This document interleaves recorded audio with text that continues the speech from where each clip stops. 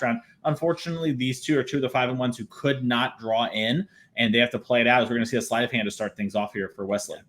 But for the winner of this match, getting to move to 6-1, that'll jump them up the standings a little bit. Both of these players playing aggro decks, they will enjoy, the winner will enjoy having a higher chance of being on the play during the elimination rounds.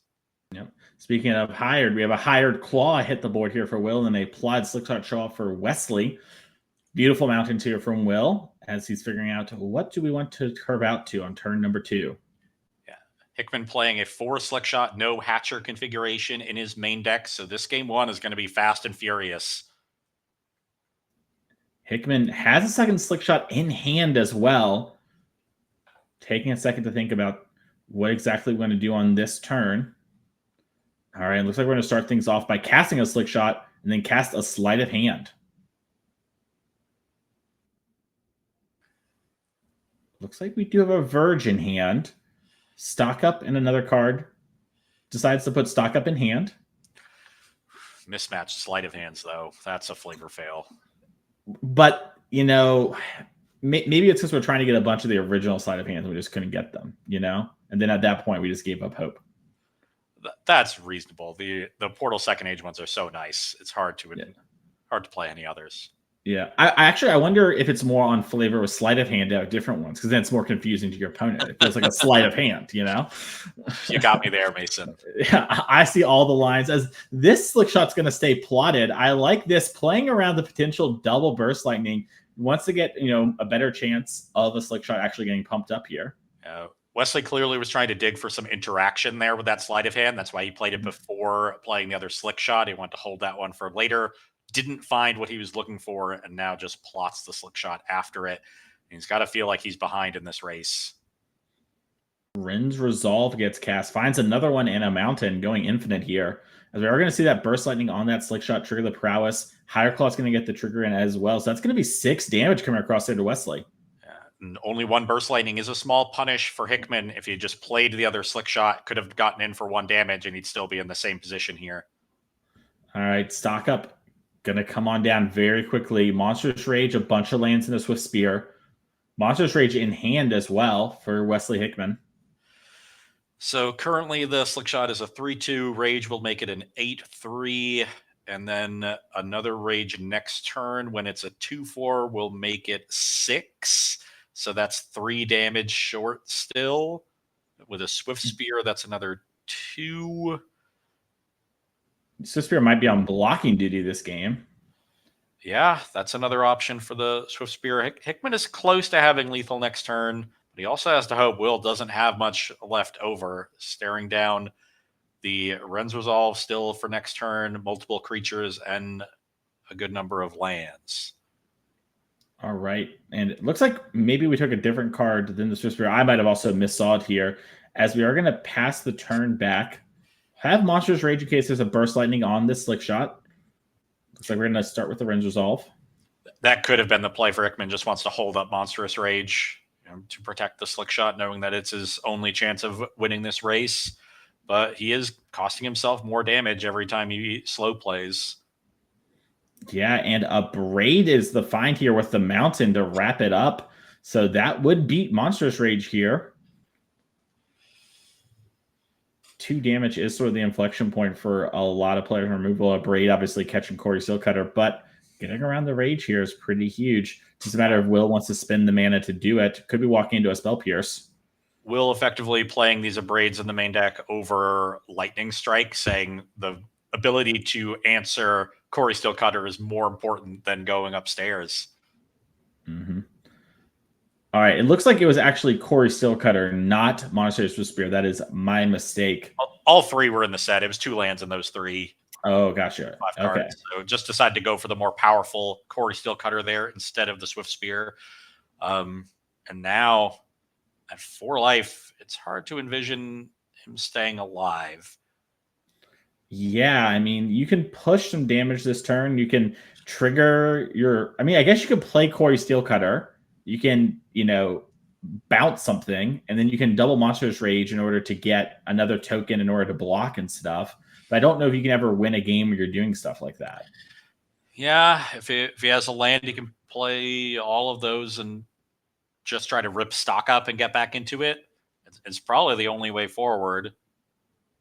Yeah, it does look like, looks like a fancy Shivan Reef. And I mean, this is one of the things, this is also why you saw Wesley try to, split the difference on the slick shots the turn prior. You need to have some pressure going, but if one player can just keep answering all your threats, it can be very tough in these red matchups, even when you're on the play. Into the Flood Maw is going to bounce the challenger. Yeah, interesting that he wants to bounce the haste creature. Could have bounced the Hired Claw and make sure that's not attacking this turn. Does tie up an additional mana of Will's, and Will does have plenty of cards in hand, so that mana is valuable. Yeah, definitely a tough spot. We're going to lead on the mountain, then play the challenger. Currently a little bit short of lethal. The Higher Claw could grow if it goes unblocked. Now, we know there's a good chance that we might getting a little ragey here and getting a lot of monks on the board, but we'll have to see. Important to note that Hickman does have another Shivan Reef untapped among those lands, so if he wants to double spell here, he's going to take a point of damage. Oh, and another Higher Claw is found, Ross. That means another ping. Yeah, but that still leaves Hickman at 1. You play this second Hired Claw attack, 2 Hired Claw triggers will put him to 2. Playing the 2 rages will ping him to 1, and he'll have 2 blockers for 2 attackers. All right, so we're taking the 1 from the Higher Claw attack trigger. There's got to be something else for Will in hand. If it's a monstrous rage, I don't think Hickman can live. I agree. Looks like Wesley's going to start off with his own monstrous rage.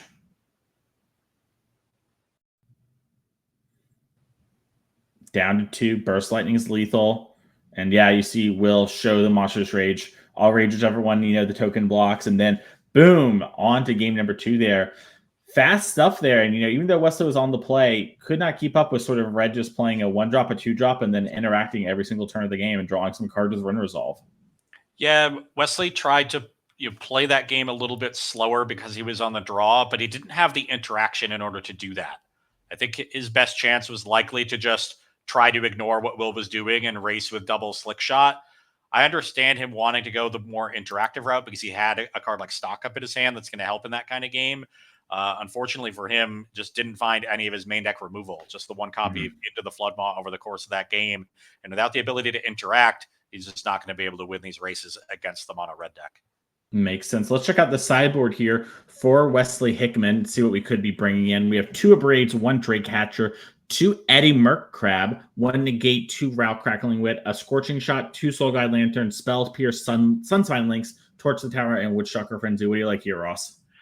So I like Drake Hatcher in these red decks more than against the red decks more than I like Slick Shot Show Off. Just a more difficult card to kill. The Drakes are relevant in racing, and Vigilance, being able to play offense and defense with it, all come up in this matchup. I think Eddie Merc Crab is a very good one against these red decks. It's a very good threat at winning you races. Being able to tap down things like Screaming Nemesis, Emberheart Challenger that's been given double strike, and develop a 5/5 that can crack back is excellent. And then he's probably going to want some additional removal. The Torch the Tower will certainly come in. The Abrades will come in as long as Hickman is aware that his opponent is on a Cutter version of red. And even outside of Cutter, just a 2 mana 3 damage spell is fine at dealing with some of the reds of the mice creatures. I don't think he's going to want to bring in the big removal spells. There's no big creatures that you really need to answer. You don't want to be that mana inefficient, spending 2-3 mana on a removal spell. And the main big creature you would want to kill, Screaming Nemesis, really punishes the extra damage that they deal. So Abrade, Torch, Crab, Hatcher are the cards I'd be looking to bring in. I like it. Let's check out Will's sideboard again. We did see Will last round, but new matchup, new sideboard plans potentially, as we do have 4 Torch the Tower, 4 Sunspine Links, 2 Scorching Shot, 3 Lifted Romantic Barrage, and 2 Case of the Crimson Pulse. Ross, what are you bringing in here to slice him, is it? Well, honestly, this could be a same 60 scenario. It'll depend on how much Will knows about Wesley's build. Only 1 copy of Drake Catcher in the 75. You're likely going to want to upgrade your Burst Lightnings into Torch the Towers anyway. The burn spells rarely go upstairs, and the mono red deck is not very good at bargaining, but it can sometimes. And Mhm. anytime you get to torch a Drake Hatcher, it is a huge win. And sometimes you need to bargain just to play around Monstrous Rage on Slickshot Show Off and similar plays. But outside of that, you're looking at cards that are like Barrage that really only line up that well against a Drake Hatcher. And then maybe you want Case of the Crimson Pulse if you think you're going to have to play more of a grindy game. But I think Will really wants to just race in this matchup. Makes sense. Well, let's head on down to the feature match area. Maybe those demonic ruckuses can help a bit with our bargaining. We get in a little points and then throw them away later. As we're going to start things off here with a Storm Chaser's talent for Wesley. Into Will, wanting to just torch the tower, take down the otter. Notably, the talent cast off of a Shivan Reef. So that is going to deal some damage and suggest Hickman is a little land light. Makes sense. Mountain, plot the slick shot. Will has a second land, but has a lot of spells we can cast. Looks like a bunch of Emberheart heroes in hand. Yeah. Ideal for him to have a threat plus a 1-mana removal spell for the slick shot. That would be a great turn for Will. Wesley draws a torch to the tower for turn. Does have a Quarry Steel Cutter in hand, so we can do the kind of classic play we've seen of Cutter into Applaud Slick Shot. Now, it just doesn't have the third land, though. So just going to deploy his threats. All right, Monstrous Rage is going to grow this Emberheart hero, Heartfire hero, excuse me. Yeah, that counts as a removal spell, and it's a removal spell that even improves his own battlefield. So great use of Monstrous Rage there on defense for Kowalczyk. Yeah, and we're going to pass the turn back. No third land, like you mentioned. We were a little land light. Does have a bunch of spells, though. It's the nice part of, missing on your land drops. Now Will needs to figure out, how am I going to win the game from here? Even though he's the faster deck, being on the draw for Will in this game meant he wanted to be a little bit defensive. But now that he's gotten the good tempo play of double, 1-drop, kill a creature, I have a Heartfire here that's still pretty big. I think this is the turn the corner turn. This is where you really want to start being aggressive.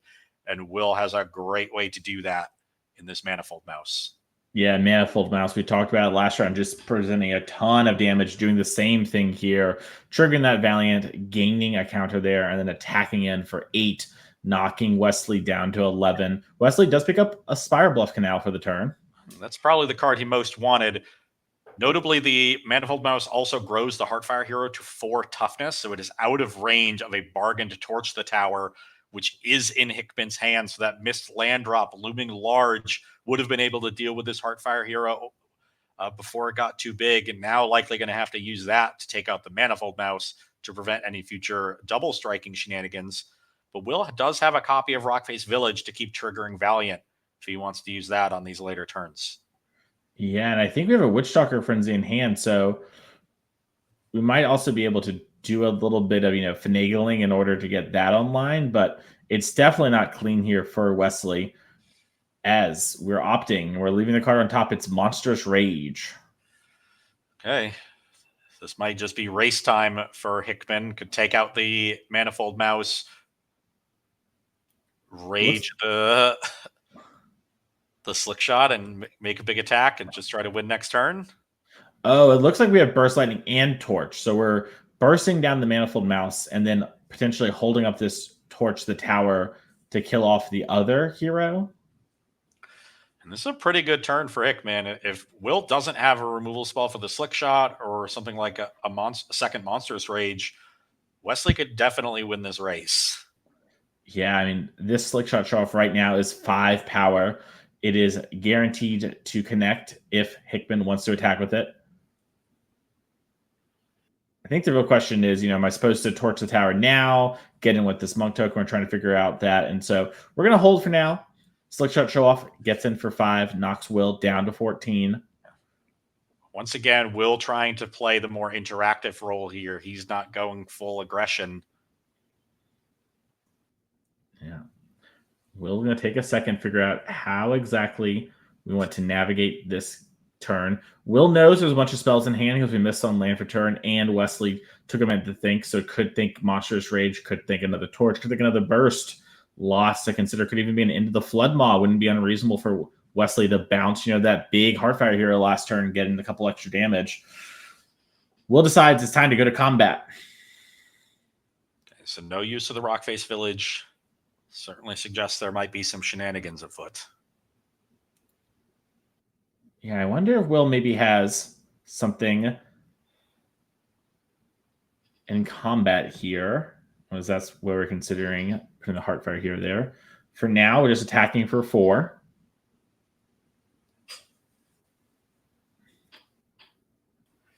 Taken. The Hickman potentially considering using his Monstrous Rage defensively, but that would still end up losing the Monk token, and you would take 4 from the Heartfire hero. Plus, you would get completely blown out by, I guess, not quite. I was thinking another Monstrous Rage, but Hickman's Monstrous Rage makes a 6 power Monk, so that would still take down a 6 toughness mouse. Interesting. So we're chump blocking to save a little life, and we're going to abrade the Corey Steel Cutter. Going to leave the Slickshot Show Off in play. This is going to force 1 more damage. Yeah, just getting his extra point through if he was going to cast it anyway, and you definitely want to do it before Hickman untaps so he can't play 2 instants in response and trigger Flurry again. Yeah, probably a sign Will doesn't have a land in hand either. Took a second to think. Would probably want to play around a card like Spell Pierce if you could afford to. Torch the tower. Bark into getting rid of our Storm Chaser's Town, and going to trigger Prowess here. And this is a little risky if there's a removal spell in response, and there is. So Hickman could have just let damage happen. He would have taken 3 instead of 2. But if damage happens, then this Burst Lightning doesn't save the Heartfire hero, which is more important. Yeah, I think that's a moment where Hickman kind of got a little in the head and didn't consider what could have happened here. We're now scrying. We see a Verge, I believe, on top of the deck.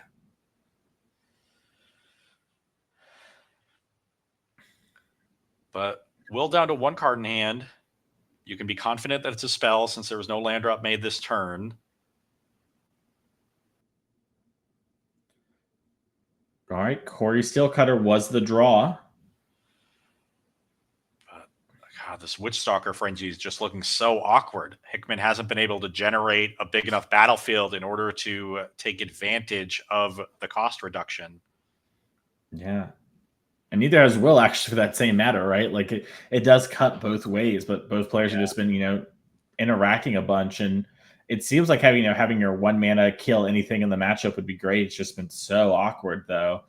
As you see Wesley trying to figure out, how am I going to win? So if he just makes the aggressive line of Cutter, Rage, the Slick Shot, that is a 10-point attack. That'll put Will to 4, but then you'd be dead on the crackback. So you'd have to leave back a creature, and Will could pump the smaller Heartfire hero, you chump the bigger one, and you take exactly 5. And you just have to hope the card in hand is a brick, something like a Hired Claw. And there's nothing on top. That is a tough proposition to be in.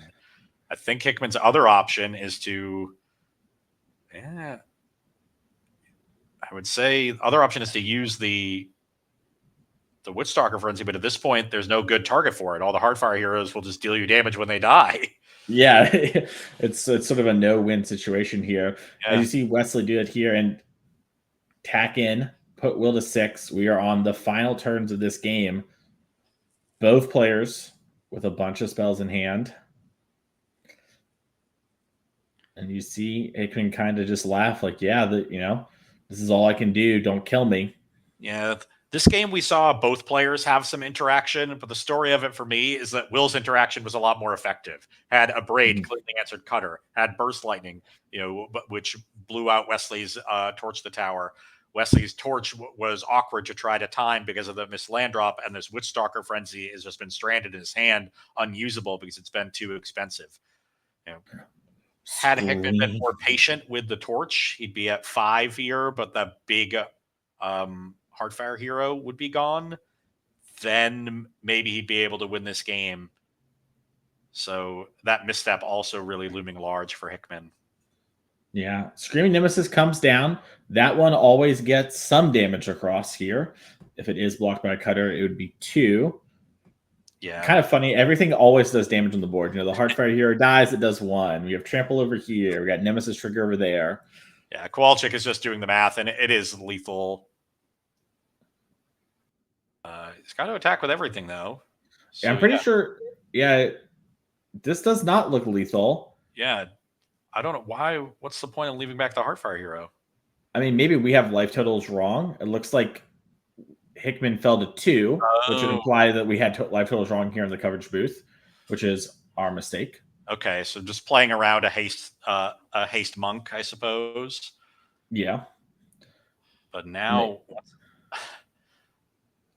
God, if Hickman could only cast this Witchstalker Frenzy on the 1/1 Heartfire Hero, he would have lethal, but he doesn't have enough mana. The top deck Slickshot, that's only going to be 3 damage coming across.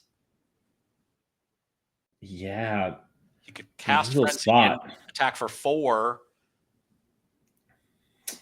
Not quite enough. So congratulations there to Will Kowalczyk, moving on into the top 8 here at 6-1, playing mono red cutter. We're going to see, we're going to interview here with Will and talk about both this deck and their recent, success here, both in NRG series and Magic in general. And Will is sitting down immediately. So let's just hop right into it, Ross. Will, congratulations on top 8. How you feeling? Good. Thank you so much. Feeling great. I had to play for this one. I was expecting to be able to draw. Yeah. Well, the benefit now is that your record is better. Your seeding will be higher. You'll get to be on the play. Yeah, I love to be on the play. This deck does a lot better on the play, so I'm not complaining. Yeah. Speaking of this deck, Izzet Prowess has been the talk of the town in Standard for several weeks now. You are opting for Corey Steelcutter in a very different shell, this mono red mouse shell with Demonic Ruckus. Why do you favor this deck over the Izzet build?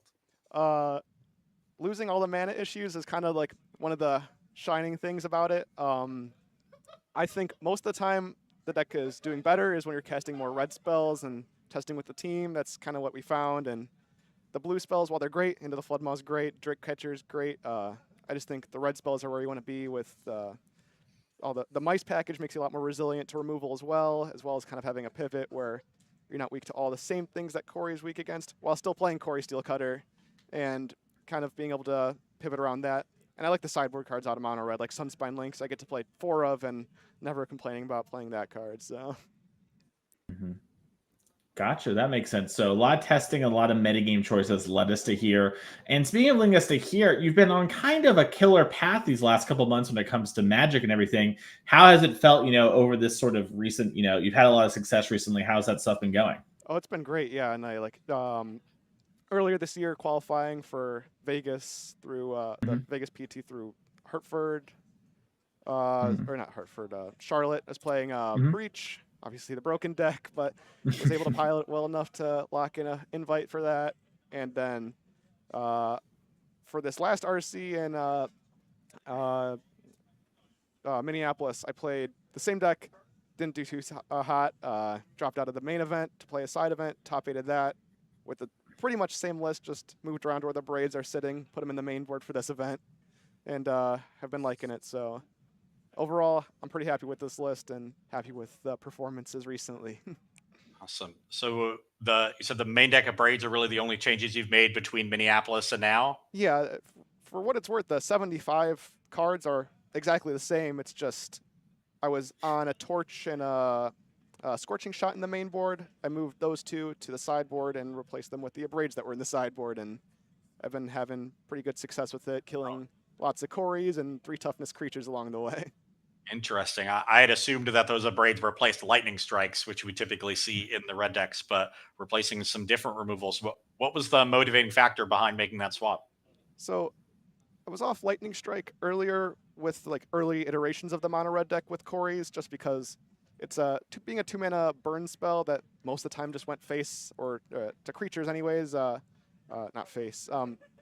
being able to destroy other Corys and just being a better Cory Steel Cutter deck overall, trying to double spell as much and interacting with the board in a less aggressive way, but still being able to play the aggressive role in the matchup if it requires it.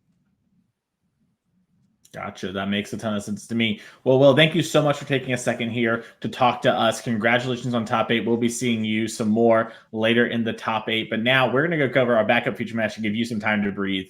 Thank you so much there, Will. And yeah, it's cool to see Will sort of talk about the process there, right? We put in some time. Feel like, the red part of my deck is what I really liked with the Is It. Didn't love having all the, sort of card selection and ability to pivot the game plans, really when to stay streamlined.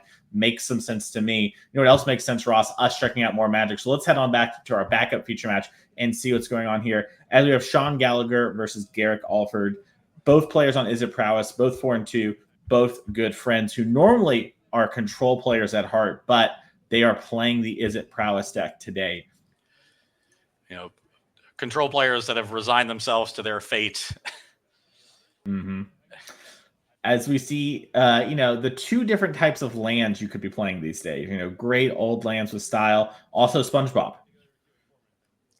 It's a very nice invasion land. I like the classics, so I'll go for Garrick's side of things here. I'm gonna see how I feel about the whole Bikini Bottom cycle before I make any choices. As we see, these players sharing tokens here. Friends, Cory Steelcutter comes down and attack here for 2 with the Otter. Okay, big turn 2 cutter. That is the strongest play. So we'll see what Sean has to try to either interact or race back. All right, we're going to plot a slick shot show off, and we're going to figure out, do we want to get in for a point or potentially have a chump blocker here? Attack. I like it. When you're plotting slick shot, you're saying it's time to race. So get in your damage. Now the pressure is put on Garrick. Does he want to go all out aggression and maximize the value of his Cory Steel Cutter? Or does he want to hold back and potentially have a removal spell up for the slick shot? Because if he goes all out aggression, the slick shot could win the race. It is definitely the most explosive card in terms of damage output in the mirror. The issue that it has in the mirror is that it is quite fragile, dying to things like Burst Lightning and Torch the Tower that cost 1 where it costs 2. So now we get this cat and mouse game. All right, Monstrous Rage is going to get cast on the Otter. It's going to grow. We're going to trigger Flurry as well, so our Cory Steel Cutter triggers. And excuse me, now it's time to smack in for a ton of damage here. So this is, 8? I believe so. And then our life totals are a little slow to update here. Sorry that sometimes it's happened with the time shift to match. We did get in 2 on turn 1 as well. Yeah, so Sean is at 10 life. Okay. Halfway. That's a great turn for Garrick. He's able to establish a bunch of pressure while still holding up the mana, make Sean at least think about a potential removal spell on the slick shot. All right, Opt is getting cast here to start the turn after we deplotted a slick shot. We'll see if Sean can assemble 19 points of damage this turn. 19 Mountain. is going to be tough, but a good chunk with a removal spell for one of these creatures, that would go a long way. Yeah, and we saw Garrick tank last turn on winning stock up or not. Decided to keep it. Does have Spell Pierce in hand, so for now on, every spell is counterable. And you're seeing Sean do some math here. Sean played the Is It Prowess deck in a Modern yesterday. That one actually can sort of win from these spots. Double strike spell available, so sometimes you do just sort of burst your opponent down.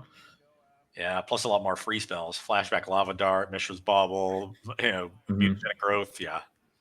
Looks like a couple Burst Lightnings in hand for Sean, so I think he's doing the math of whether or not he wants to send them upstairs or kill creatures. Yeah, it looks like in response to the Prowess trigger from the Spell Pierce, we're going to Burst Lightning. That's going to give us a third trigger on the Slick Shot and the Otter. Yeah, this is exactly what Sean needed. A big burst of damage here. This is an 11-point attack plus a removal spell to minimize your chances of dying on this turn. Now, he could very easily still die here. Yeah. I want to point out, Sean could have got, Garrick down to 3. We were really close to 18. Yeah. Yeah. 1 spell plus a Monstrous Rage should be, that'll be 8. So we need 2 spells into a Monstrous Rage. That means the stock up is going to prevent any potential for lethal. This is the downside of stock up in the matchup. If you're just racing, the fact that it costs 3 is a liability. If you're trading, then it ends up being quite good. So Garrick will likely be looking for a removal spell for the slick shot show off here, so he can prevent himself from dying at 7 and get in another big chunk against Sean. It looks like there's a land and a monstrous rage. So that will grow the monk, and we have the ability to cast another spell if we want to. Yeah. The rage only leads to 8 damage for Garrick. He'll have a 3/3 monk and a 1/1 monk that's equipped. So that's 5, and then the rage represents 3 more. Yeah, so it really depends on what this last card in hand is. Yeah, I don't think he found a removal spell for the slick shot, but I think he found an Into the Flood Maw. That could Yes. either permanently answer the otter token and let Garrick get a monk that can attack this turn. It can try to tie up Sean's mana by bouncing the slick shot so he can still attack and make another monk this turn. Or he could try to wait for Sean to commit some spells on his own turn, then bounce the slick shot. That's the maximum defense play, but will prevent him from flurrying. Now, yeah, you're seeing Garrick pulls out a monk token. He hasn't triggered flurry yet, but he's implying he's probably going to do it. I wonder. I kind of like Into the Flood Maw here, just on the slick shot. Tie the mana up for Sean. You would be dead to a monstrous rage, but you would also just be dead to rage plus any spell if you bounce the otter. So I think at this point, Garrick has to say either if I want to make a monk, I can't beat a rage. The only way I think he's beating rage is by holding up the Flood Maw. And even then, it might be tough. Because Sean could just play spell, rage the otter, and now I guess that would still only be 6 if you bounced the slick shot. So yeah, he could play defensively and beat a rage, but it's just so hard to beat so many other things if you slow up that much and don't trigger flurry this turn. Very important to trigger flurry every turn when you're the player with the cutter advantage. Yeah, I mean, we're not triggering it at this point, so Garrick going for max defense. And stock up might be the best card against the max defense play. Yep. Everyone gets big. Into the Flood Maw on the slick shot show off before we get to choose what's going with the stock up. So that's back in hand. Yeah. Double Quarry Steel Cutter. It does give Sean information about how this turn is going to play out. That might inform his decision of which cards to take from the stock up, but it plays around him potentially finding a Spell Pierce. Now, I know that Sean has no Spell Pierces in his main deck, but Garrick does not. Yeah. You also notice Garrick also never team flex slot, like Will. Double feature match, got their friends behind watching. Everyone's super interested. And Sean and Garrick are good friends you see at all these events as well. So probably friends a lot of people back there as well. As we're trying to figure out what exactly we can do here. It looks like we have a Burst Lightning as one of our cards in hand already. Yeah, but the Flood Maw has been cast, so that monk is a 3/3. True. I'm thinking about Burst Lightning Garrick. You know? And then you're down to 2. You would be dead to a triple spell turn because then you have 4/4 monk and 3/3 monk attacking for 7, even if none of those spells generate extra damage. This is a tough spot for Sean without any way to profitably interact. Oh, he has a land drop left to make. That makes a difference. Yeah. So now this is 3. The Burst Lightning is 4 from the Prowess trigger, 5, 6. So we're 1 short here on killing Garrick. No. Yeah. Oh, okay. I thought Sean was on the draw. I was confused by that land drop, but Garrick correcting the game state. Oh, I thought Garrick just held a land the turn prior. All right, we're just going to hold and pass it back here. Okay, both players going for max defense. So now the top decks matter a whole lot. And I think Garrick's hand is land, Swift Spear, Rage after drawing Swift Spear for the turn. So gotta be make a 5-power monk, a 2-power Swift Spear, and a 2-power monk, and attack for 9. And Sean will have to block with both otters. Yeah.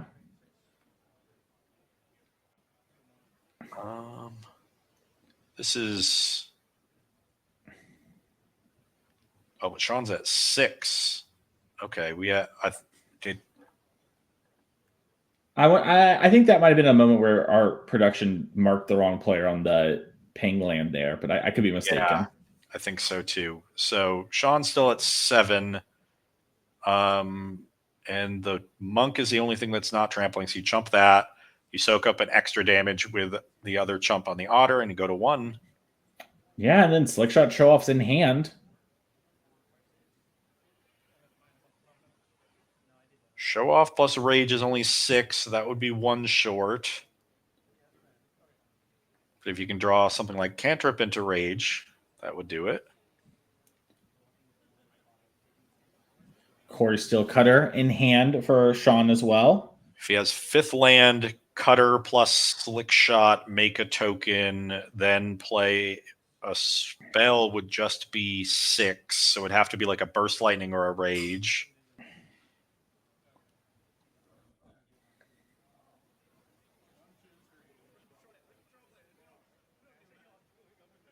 Looks like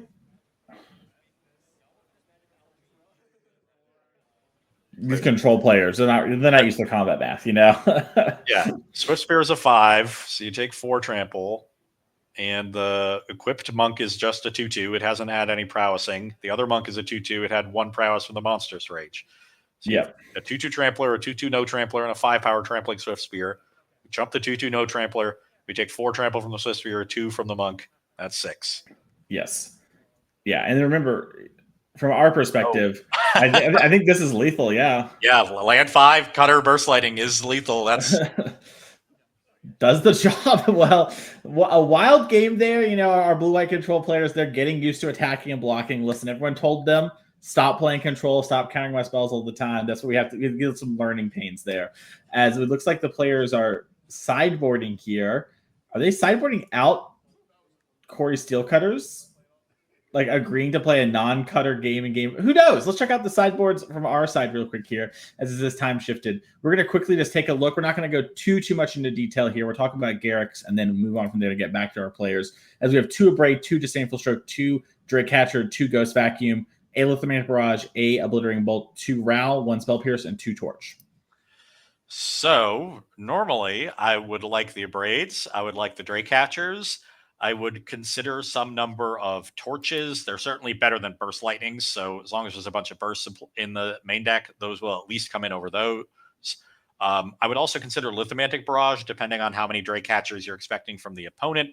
Same deal with Obliterating Bolt. Spell Pierce is a maybe. I tend to not like it in the mirror. Other players do. Unsure how Garrick feels about it. That said, if our players are in fact going for this funsies no cutter sideboard plan, I think that makes the matchup a lot slower and a lot grindier.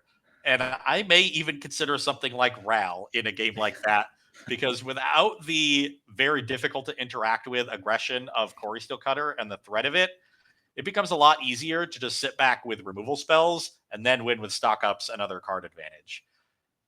Makes sense to me. Now, for the case of Sean Gallagher, it's basically the exact same sideboard with 1 Witchstalker Frenzy over an Obliterating Bolt. So we're probably expecting the same situation there. So let's cut back to our time-shifted magic. Let's get back into the action and see what these players... As I see the Steel Cutters off screen, it looks like, you know, these players both know they are most likely dead for top 8, but they are playing for points as an outside chance. And, you know, this is some of the fun sometimes of playing in these meta tournaments with your friends, is, you know, you get to have fun little moments like this. This is fun magic where you're trying to figure out a different puzzle on the fly. Mm-hmm. I really think this completely reshapes the texture of the mirror. I agree. Like, I wonder, you know, Garrick here has Spell Pierce. Like, how much better or worse is that now? You know, like, completely different sort of equation. Yeah, now you probably want Spell Pierce more to counter stock ups and maybe even Rals. You know, That said, this game is getting off to a very aggressive start still with a bunch of 1-mana threats on both sides. All right. Sean draws return, has a hand full of cantrips. Just opt, sleight of hand, stock up. Yeah, I would really like a Corey Steel Cutter. Let's see if you can find one off this slight. Yeah, we might need to do some real sleight of hand if we're going to do that. As there is an island. Would be a crazy thing to have happened if one of these players drew a Corey Steel Cutter. You would just be a bad omen in the booth at that point, Ross. We would have to have something. Let's call the judge over and we'll sort them out. Yeah, exactly. As we attack in here for 2 with the otter. Sean has opt in hand, but decides to hold it for now. Wants a bit more information instead of getting the damage. Sleight of hand. There's a famous Yu-Gi-Oh story where there's basically a Corey Steel Cutter type format where they had a gentleman's agreement to side out all of their main deck copies of Steel Cutter, but one of the players who agreed to it had a sideboard copy. And so they brought in their sideboard copy of Corey Steel Cutter. They basically had a 3-1 split. Yeah. And, none of that going on today, but, fun little story as we see this coming on here. As into the Floodmaw, acting like a Doomblade right now in this otter. Yeah, that's one of the recent developments in the mirror. Players have figured out that Into the Floodmaw is often better than Burst Lightning because they're usually targeting, Otter tokens or Monk tokens, and with Burst Lightning, you have to worry about them pumping it in response. Floodmaw also better against Drakecatcher. Sometimes just bouncing the 2-drop can put you ahead of that card. Yeah, and it looks like Garrick Burst Lightning the face, decided not worth killing the otter. Gets into Floodmaw. Monastery Swift Spear is the exact threat where Burst Lightning is better. So Gallagher getting punished here for having the Floodmaw, but generally it is the better removal spell in the matchup. Yeah, and you see Sean here with the Drakecatcher, slams it, has Spell Pierce up. Yeah, Drakecatcher, a.k.a. Corey Steel Cutter at home. Yeah. Huge in the non-Corey Steel Cutter game. Sleight of hand starting off the turn. Finds a Braid. Worse in the matchup. If you're on the play with Hatcher, you beat Cutter generally. But as long as you're on the play, it doesn't matter which one you have. All right. Looks like we're bottoming something. I think maybe took an op there. I was going to say a Braid's interesting. It does potentially kill the Drakecatcher if there's no spell in response, but also worse now that we don't have Corey Steel Cutters. Into the Floodmaw looks to be targeting Drakecatcher. Spell Pierce going to go there. Spell Pierce back. A lot of prowess triggers. So that is a 4 spell turn? Yeah. Yeah. So an attack for 10. No, attack for 8 because one of them was Swift Spear. Swift Spear. Okay. So yeah. Still. Yeah, a great turn. I mean, now Sean's down to 2.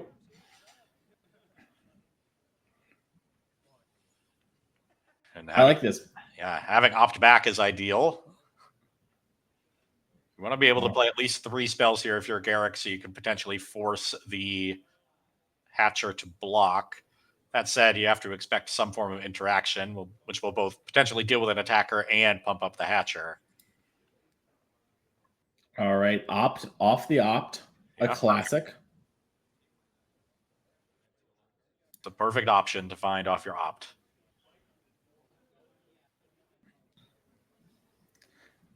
I would take a third one. Yeah. What are they going to do? I take a sleight of hand here too. I'm not picky. Garrick in the tank almost took this card. Now almost bottomed it. Yeah. I'm really curious what it is. He's been keeping it close to the chest. Now he drops it. He plays a mountain that was in his hand before. All right. These are 3/4 Swift Spears. Yeah. And if you're Garrick, you probably just pass priority to Sean. Make him blink first, because right now this is just a double chump. Yeah. Garrick forgetting his, control deck ways. Is now also the Drakecatcher pumps up to 2/4, but this is the 4th spell. Yeah. So now, the 3rd spell, so we're up to 4/5. We don't have a red spell from Sean to clean it up. Okay. But Sean able to effectively trade Floodmaw for Monstrous Rage and all those prowess triggers. Yeah, and Garrick has no cards in hand. Those are just lands we're shuffling. He lost the Hatcher too, but has a replacement. And this is a big turn. Garrick really needs something here, or Sean can start using the Storm Chaser's talent to pull ahead, and then the Drake Hatcher will build out his battlefield. Yeah. This is the turn where you want to draw stock up. All right. Garrick taking a look, asking what's in Sean's graveyard. We do have a Storm Chaser's talent on the board for Sean with 5 mana, so we could pick up something like Into the Flood on the next turn. And it looks like I'm passing back. Oof. End of turn opt. Sean wanted to save that to make his Hatcher as good of a blocker on this turn as possible. Would have also allowed him to see what Garrick did before making his decisions off the scry. Love that patience. I love it too. Draws an opt, you know? Yeah, both players opting for opt. It's what you want to do. Yeah. And now, you know, this Drake Catcher is growing. If it connects, we're going to make a bunch of Drakes as a Storm Chaser's talent is in Sean's hand there from the opt. He looks to be picking up Into the Flood Maw. Yeah, at this point, Or opt, excuse me. He is incentivized to play a spell here, so his Hatcher gets up to 3 power, enough to make a Drake if it connects. But if he's going to play a cantrip here, he'd be better off playing Sleight of Hand. Yeah, I wonder. With the instant, he gets to decide whether to cast it if Garrick wants to chump, but I doubt Garrick is jumping in this spot with Sean at 2. Yeah. Might be a situation, you're right, where Sean thinks he's going to chump because if you don't, right, then I'm going to opt and I'm going to get a Drake. But Garrick says, no, I kind of need this Swift Spear if I'm going to win. Yeah. You know, Garrick will still win this game with his cantrip. Yeah, just a Monstrous Rage is enough because Sean has 6 toughness. He can put 3 toughness on both Swift Spears and Rage makes them 5 power. All right, third Swift Spear. That is not going to be good enough. Yep. There's a land in hand for Garrick. It's a Shivan Reef. So now a Drake comes down here for Sean at the end of turn. Probably wants to play the Shivan Reef. It's pretty easy for Sean to suss out that it's a land, and you cut yourself off of some outs that are like stock up into land, stock up, cast another stock up, make land 7, play a spell. Yep. Makes a ton of sense to me. Sean Gallagher has Burst Lightning and Into the Flood Maw in hand. We mentioned before how Burst Lightning, a bit better at killing these Swift Spears, might lead to this Drake Catcher actually connecting and making another Drake here. And it's hard to envision Garrick having any spell here. So if you're Sean, you have to think that your Burst Lightning is live. Because any spell Garrick would have attacked last turn, because it would have made all 3 Swift Spears lethal, and you would have forced Sean to chump with Drake and chump with the Otter. So Garrick would have been able to trade his 1 spell for 2 creatures. Any spell that would have been, he would have cast it. Obviously, Canter would have been awesome. Removal spell would have been lethal. Rage would have been lethal. I guess he could have Spell Pierce. That's the only card that, only spell you could be running into. All right, Garrick has drawn a Verge. Passes the turn back. Still doesn't play a land. Another Drake hits the board. And Garrick had the early advantage of this game. Just petered out with a couple extra lands and didn't have the tools to survive the mana flood. Needed something like Storm Chaser's talent or stock up. Never found a single copy of them. Just had a pile of cantrips, removal, and Swift Spears. Looks like he's going to fall just a couple points short here in this no cutter mirror. Yeah. As we're going to level up our Storm Chaser's talent to 2 into the Flood Maw, this Swift Spear.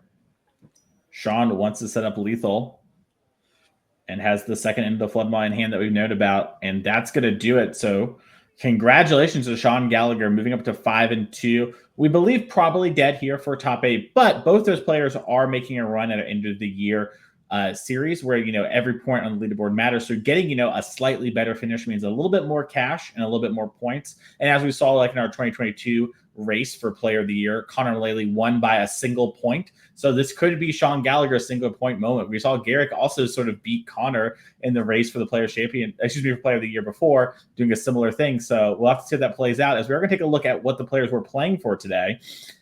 First place, $1,200, 30 points in a regional championship invite. Remember, this is not a showdown, it's a trial. Showdowns are the winners going to go straight to our end of the year series. There's just a bunch of points on the line here. And, our top performing players from season 1 of the 2025 year, which is the first half of the year, the top 3 of them do go to the champs. So this is, kind of down to the wire. Those 30 points could be huge for players here. Second place, $600, 25 points, and an RC invite as well. Third and fourth, $400, 20 points. Fifth through eighth, $200 and 15 points. And what we think we just saw Sean Gallagher and Garrick battle out over was the difference of $100 versus $50 and 10 versus 5 points. And, Ross, you've competed in a lot of series that have leaderboard points like this. The 5-point difference is, pretty huge. Is the difference between allowing yourself to have a good weekend and a bad weekend near the end of the year. Yes, and grinding out those points is a staple of these series, and it really makes a difference and adds up over the course of the year. I mean, you've talked about several scenarios here in the Energy series where 1 point made a difference. I've been on the wrong side of tiebreakers. Yes, we were even on points. So I remember learning about that live in the moment of who was going to win. That was I'm sure a different experience for both of us. As we're going to cut to our leaderboard real quick to see where our players are at points. This is updated. We don't have anything from today, obviously, because we haven't finished, but for all the past events. So Grayson Nimitz in the running for our player of the year already at 90 points, but already won the showdown. He's running. He's almost lapping the field at this point. He's got all but 8 other players doubled up. Grayson isn't doing a lot of losing, so at this point, it's going to be hard to catch up. But Grayson does need to commit to all of them. 90 points is pretty huge. Honestly, Jake at 74. The most surprising part to me is that he's only ahead of second place by 16 when he has 3 trophies. That's true. Yeah, 3 trophies. It is. That's a great point. Jake here making a good run there at 74 points.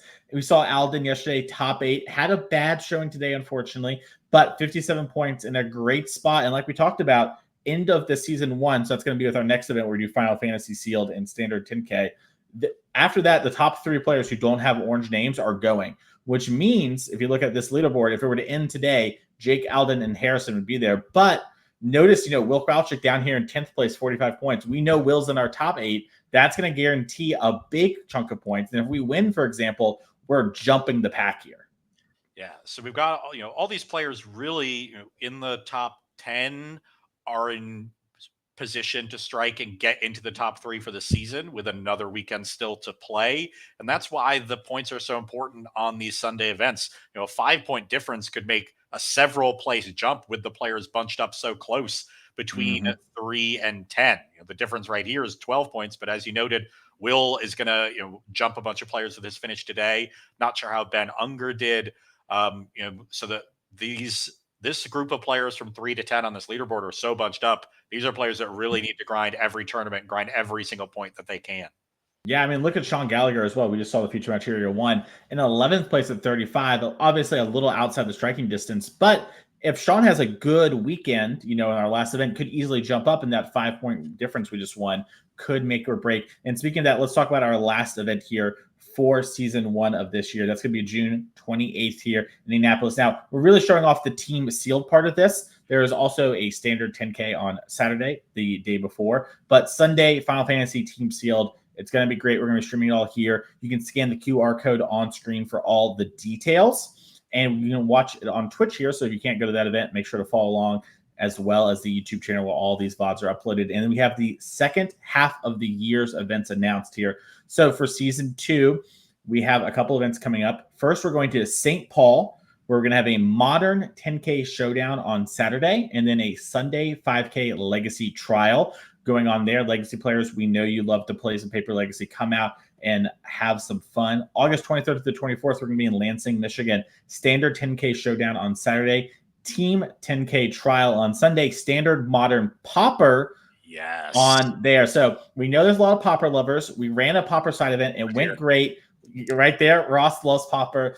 And you can't wait. Are you going to play in that one? Are you going to commentate it? We're going to let the people know when the time comes. But we have some Popper events, and we want to see, are y'all really, really loving Popper? We'd love to have that be a part of the series. So come out, show support, and that way we can definitely make some decisions as well for 2026. And speaking of making decisions, September 13th to the 14th, on Saturday, we're doing the Modern 10K Showdown. It's going to be great. On Sunday, we're figuring out what we want the event to be. That could be Pauper, it could be Standard, it could be whatever. We're still figuring that out, and we want to pick what's best for you, the players. So come out to these events, let us know, and sort of show it and talk to us. We'd love to hear your feedback, and we'll figure that out there. November 1st and 2nd, Elmhurst, Illinois, though, we're going to be the last event of the year. Saturday, Team Showdown, Standard, Sealed, Modern. So we're also trying out Sealed. It doesn't mean Pauper's gone forever. Just means we're giving some Sealed some love too. We used to do a lot of it here. And then Sunday, to cap off the year, Ross, Modern 10K Showdown. The winner of both those events there in November and all our Showdown events are going to go to our end of the year championship event, where we are going to have $30,000 in prizes, Pro Tour invite, and free entry for the next year of events, all on the line. And we can't wait to stream that to you in early December. So follow along there for all the action. But Ross, we have more action coming to the players today, as it is almost time for top 8. We need to set that feature match area up, and we'll be ready to go in just a few minutes. So stay tuned. We'll be right back.